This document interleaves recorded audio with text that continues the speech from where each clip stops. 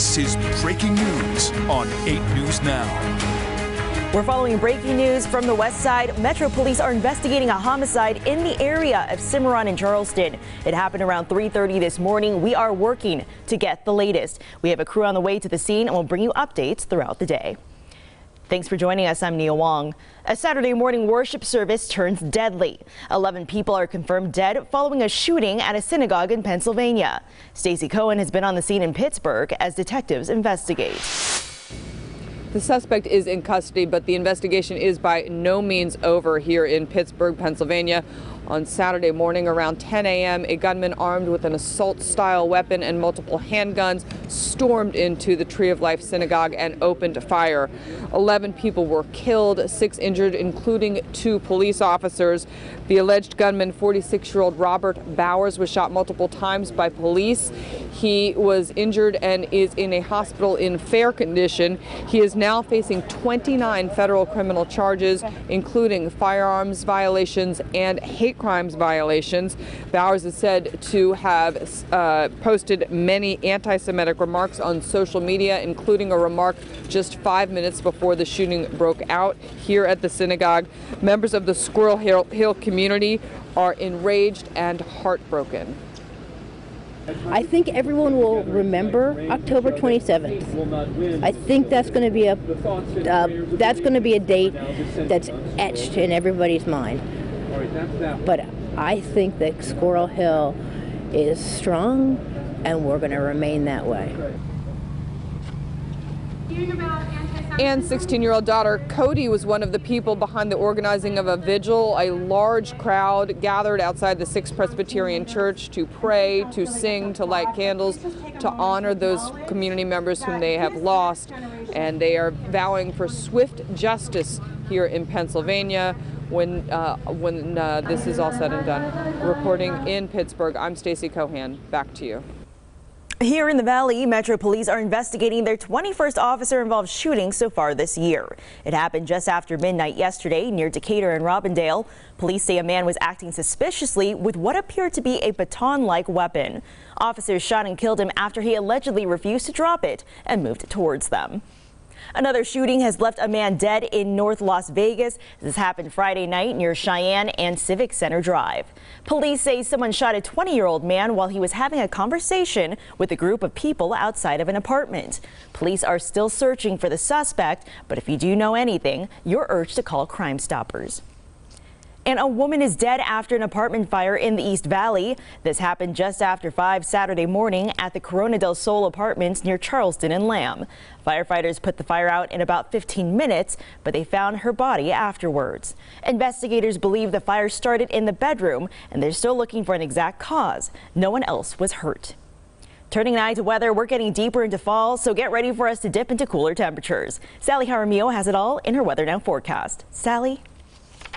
Happy Sunday to you. I hope you're enjoying these sunny conditions. Are you tired of them yet? Well, I hope not, because we still have a couple of days of more warming headed our way. But as we look into your air quality, we do see everything looking pretty good for today and for the next couple of days. Your pollen forecast also doing well. Everything in the low category for today. Now, as we get into what's headed for today for your Sunday, we do see sunny conditions, 78 degrees by noon, 3 p.m., 83 degrees. Those winds will stay relatively light and calm. Your regional forecast really showing you how we will start to warm up once again for your Monday with 84 degrees by Tuesday, 77 degrees. But yet changes are headed our way. We're talking breezy to windy conditions and a cool down the road. How cool will it get for your Halloween? I have that answer in my full forecast. Nia? Thanks, Sally. Well, as we head into the second half of early voting for midterm elections, Vice President Mike Pence stopped for Republican candidates here in Las Vegas on Saturday. Pence hosted a quick campaign rally for Congressional District 4 candidate Crescent Hardy at the Venetian. This election is really a choice. It's a choice between tax cuts and tax hikes. It's a choice between stronger borders or open borders, a stronger military or a weaker military. Right after his appearance, Pence flew out to Carson City for a rally for Senator Dean Heller and other Republican candidates. Political rallies are not the only way campaigns are influencing voters. Millions are being spent on TV and radio ads, calls and text messages, among other efforts. 8 News Now reporter Karen Castro has more on whether it helps or whether they're just tuning out. Voters are lining up to cast their ballot ahead of Election Day.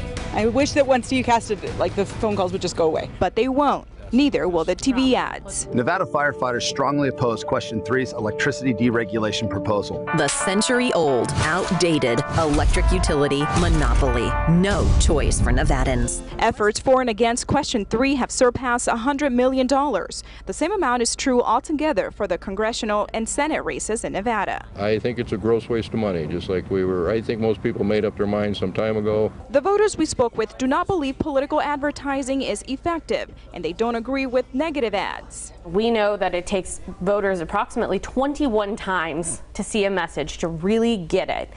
And so people can complain all they want about negative ads and all this stuff, right. But at the end of the day, it takes us that many times to actually get through to a voter. Politics Now analyst Annette Magnus and Alan Stock rarely see eye to eye on political issues, but on this one they agree. As for voters who don't, that's what TVOs are for. You just skip past a lot of this now. It's, again, a waste of their money because nobody really wants to watch it. All they can do is try not to pay attention. Well, I sit there and, I click around online during the commercials or something like that, you know. I am a plumber. There's always something to research. Karen Castro, 8 News Now. Since early voting started last week, more than 200,000 people across Clark County have cast their ballots. Breaking down the numbers, over 180,000 went to the polls last week. So far, the biggest day was that first day of voting. The busiest location is the Galleria at Sunset. They've seen nearly 20,000 voters. Registered voters can vote at any location in their county.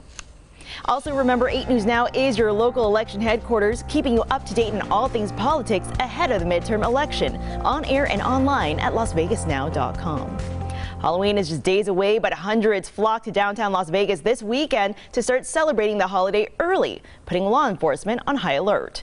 Nevada Highway Patrol officers are joining forces to combat drunk drivers this Halloween. The added patrols are aimed at reducing tragedies caused by impaired drivers on our roads. With many ride-sharing options, there are plenty of ways to have a good time and stay safe. Here's what a couple of local parents had to say to drivers. Just be safe and don't drink and drive, and so that everybody can have a safe and happy holiday. And if you're going to drink, just stay at home or have somebody else drive for you. That way we have less accidents on the streets, especially because there's going to be little kids walking around with asking for candy. And in this day and age, if you don't know that you shouldn't be drinking and driving by now, there's something wrong with you. So obviously for this kind of a thing, still enjoy ourselves and have a good time, but then not have to worry about getting back home safely. These extra patrols kicked off more than a week ago and will go on through the first week of November. More than a year after the tragic events of 1 October, locals keep finding ways to help those affected. After the break, how the power of song is helping the Valley heal. And hard work is paying off for one show on the Strip. We take a look at their milestone and celebrations on stage right after this break.